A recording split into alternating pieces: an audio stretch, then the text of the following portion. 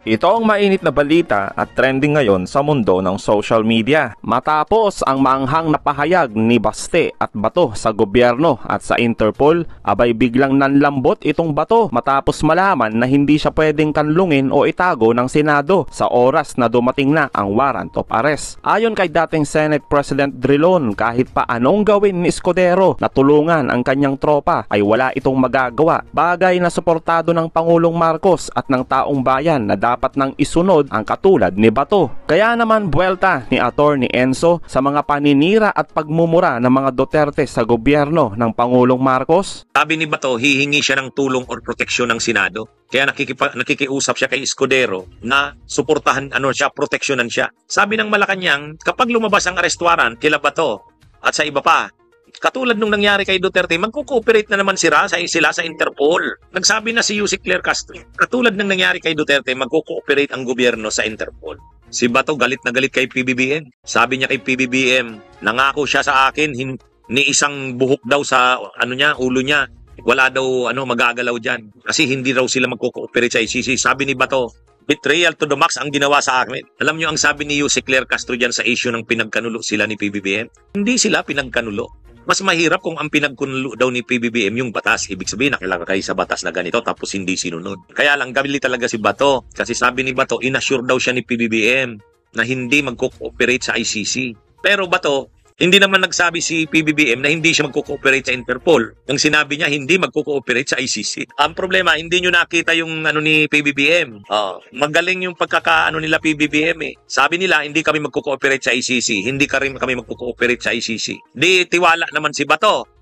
Mayabang pa si Bato sa Kasidigong. Kasi hindi nga magko-cooperate ang gobyerno sa ICC. Pero nung bandang huli, na iba na yung statement ng gobyerno, hindi kami magko-cooperate sa ICC, pero magko-cooperate kami sa Interpol. Patay. Sabi ni Bato, wala na akong magagawa dyan. Sabi rin ni Albayalde, masyadong napipressure ang kanilang pamilya sa isyong ito ng ICC. Yun, dapat naisip nyo yan noon. Nung ino-order ni Duterte ang mga pagpatay, dapat naisip nyo yan. Hindi lahat ng panahon kayo ang nasa kapangyarihan.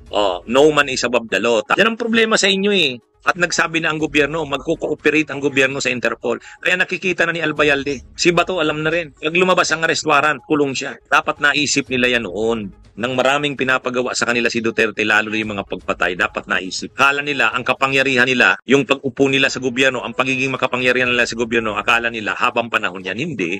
Walang forever sa mundo. Kumbaga, nung panahon, akala mo sa kanila, walang katapusan ng kapangyarihan nila. Dapat inisip nila noon. Hindi lahat ng panahon kaya silang dipinsahan ni Duterte. Akala nila dahil makapangyarihan si Duterte noon, wala nang katapusan ng kapangyarihan. Hindi. Hindi ganun yun. At dahil nga sa tindi ng pinapakalat ng mga alipores ni Duterte tulad ni Roque at Bongo na mahina na umano ang dating Pangulo at nagtatawag pa na guluhin ang gobyerno, abay sinong tanga ang maniniwala sa mga bugok na to? Kaya naman, heto ang matinding buwelta ni Attorney. Senator Bongo, ba't di ka sumunod agad doon? Diba? Wala magagawa yung luha mo. Pakita mo na mahal mo, punta ka doon. Iwan mo muna yung pangangampanya mo. Mas matindi ba ang pag-aalala mo kesa kay Miss Hanilet? Kasi kung concerned ka, dapat ikaw na sumama. Ikaw na yung nagpresenta. Kaso syempre, makakasama ka ba? Nangangampanya ka. Kailangan mo mangampanya. Mag-aano ka ba doon? Magiging caregiver ka ba ni dating Pangulong Duterte doon? Habang campaign period? Of course, hindi mo gagawin yun. Diba? Isa na ikaw na nagboluntaryo. Sinabi mo sana kay dating Pangulong Duterte, pinaabot mo kay Miss Hanilet na wag na isama yung extra security niya.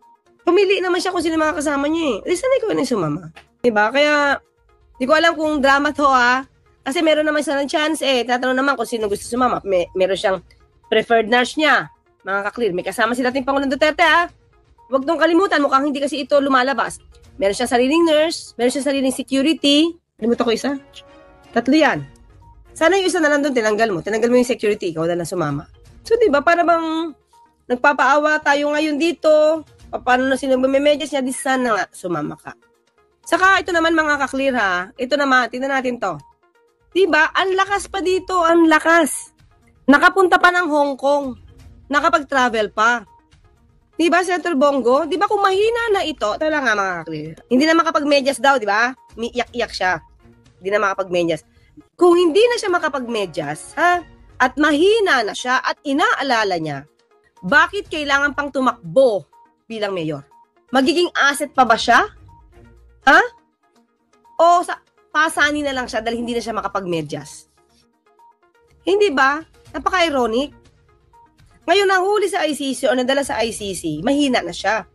Pero nung nag-file ng COC, diba, mangangampanya pa eh. Ito nga, nangangampanya pa dito, oh. Di niya pinag-uusapan kung pahina siya o hindi. Bakit bigla na lang bumagsak ang kanyang health condition nung nasa ICC na? Senator Bongo, tanong ko lang naman, di ba? Kaya tuloy, marami nagsasabi na kaya pumunta ng Hong Kong ito is para, dahil ba balak magpatulo sa China?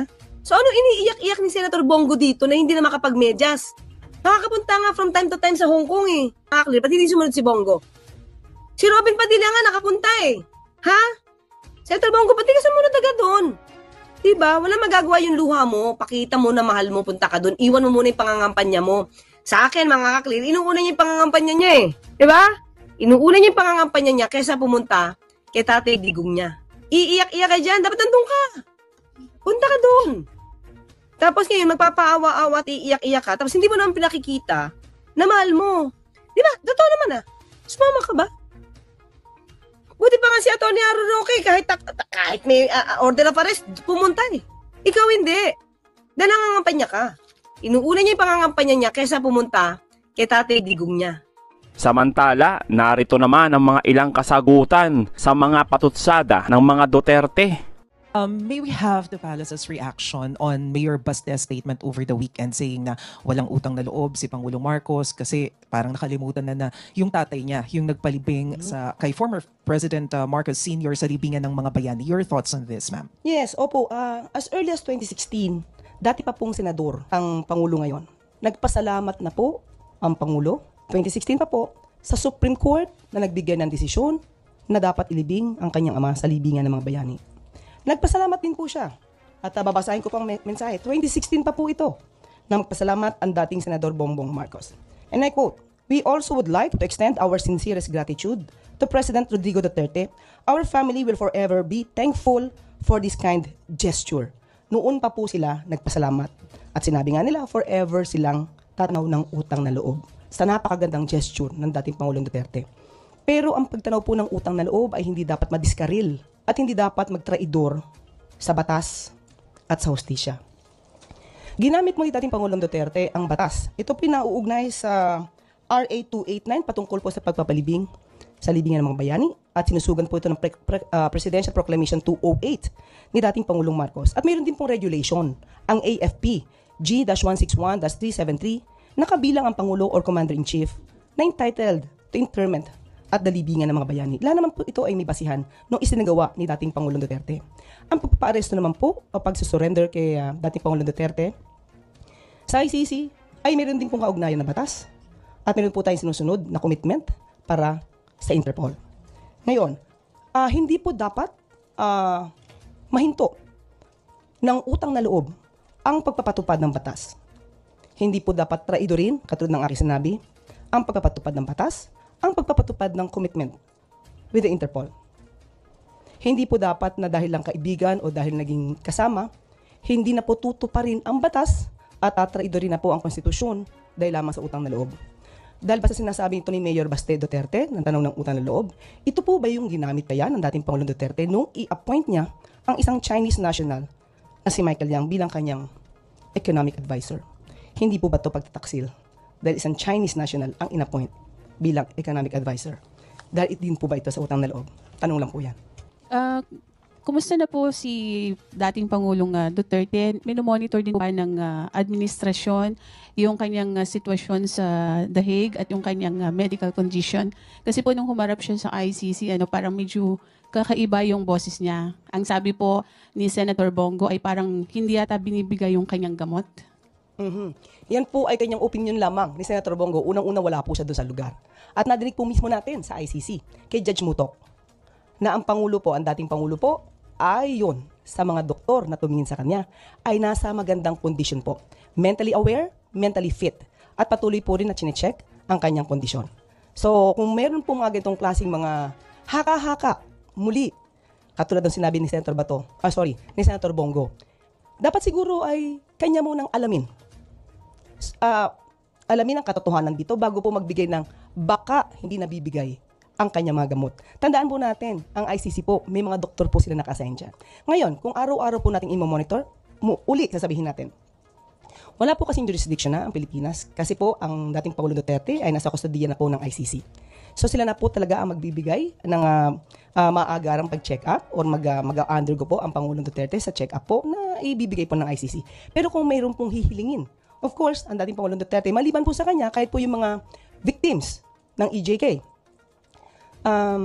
sila rin po ay bibigyan po ng kaukulang tulong kung kakayanin po ito. At kung ito naman po ay hindi po malalabag ng anumang batas natin. Ma'am, is Malacanang or hindi po ba concern ng Malacanang with what's happening in Davao considering the huge support that Davao is giving to the former president? Ang mga taga Davao po ay Pilipino rin. Of course, tayo lang po, pati po ang palasyo, ang Pangulo, ay concern po sa nangyayari sa Davao. Pero ang tangi lamang po nating hiling ay sana po ay maging mahinahon at alamin po ang katotohanan. Yun lamang po, hindi po ba nagkaroon ng pagsasabi itong si Mayor Baste na sila daw ay i-raid yung kanilang bahay. Again, ito po ay walang katotohanan. Tinanong po natin si General Torre patungkol dyan kung mayroon pong operasyon ng pag-raid sa bahay. Kasi yun po yung sasabi nila palagi. Can we consider this as fake news? Can be. Uunahin ba natin sila i-demanda dahil nagpakalat ng ganito? Pag-aaralan. Pero, nung sinabi po ni General Torre na walang ganong operasyon, hindi po ba ang sinagawa nilang pagsasabi na may pag-raid ay nakagulo sa isipan ng mga taga Davao City? Sana po, yung mga kababayan po natin, lahat po tayo dito ay Pilipino. Magmasid lang po muna tayo. Yun lang po ang tanging hiling natin.